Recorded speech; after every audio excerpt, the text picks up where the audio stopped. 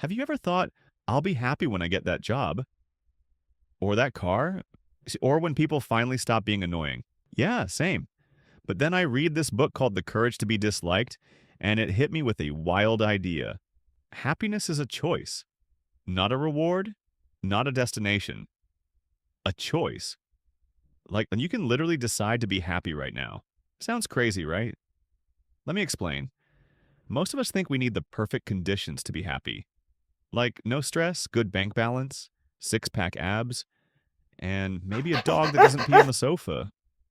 But according to this book, especially Adler's philosophy, our emotions aren't controlled by what happens to us. They're controlled by what we believe and what we want to achieve.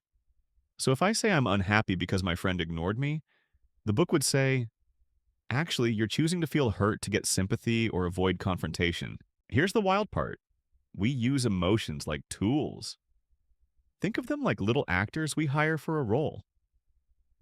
Want to avoid something? Hire sadness. Want to guilt someone? Hire anger. Want to escape responsibility? Hire helplessness. You're not reacting to the world. You're kind of negotiating with it. Let's say I have a bad day. Work was rough. Traffic sucked. My phone died. Normally I'd say today was horrible. I can't be happy. But Adler would ask, are you choosing to be miserable to justify lying on the couch and scrolling for 3 hours instead of doing something that actually matters to you? Ouch, fair. So what do we do with this? Well, if unhappiness is a choice, that means happiness is too. It's not about pretending life is perfect.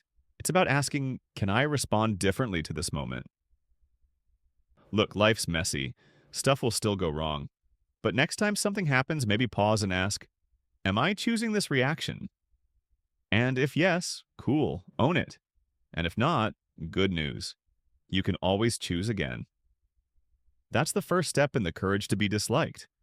And honestly, the courage to be a little bit happier right now.